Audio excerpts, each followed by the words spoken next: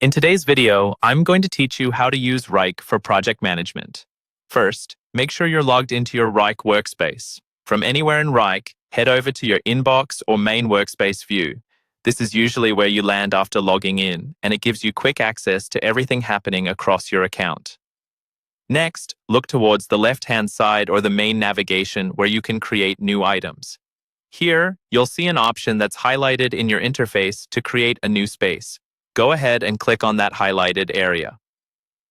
A space in Wrike is like a dedicated home for a team, department, or a big project, so setting this up properly will keep everything organized from the start.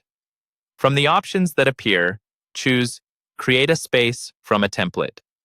Using a template is a great way to get up and running quickly without having to design your structure from scratch. You'll be taken to the Solutions or Templates gallery. In the search field that appears, start typing the keyword that's highlighted in your view, then select the Kanban Project Management template when it shows up.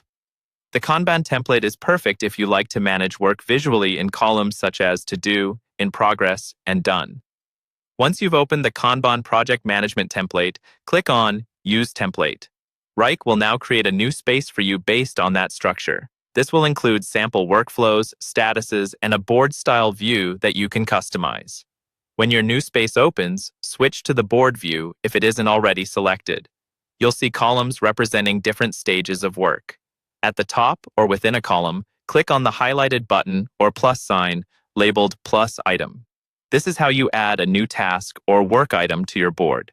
Give your new item a clear, descriptive title so it's easy to recognize at a glance. From here, explore the highlighted controls at the top of the board.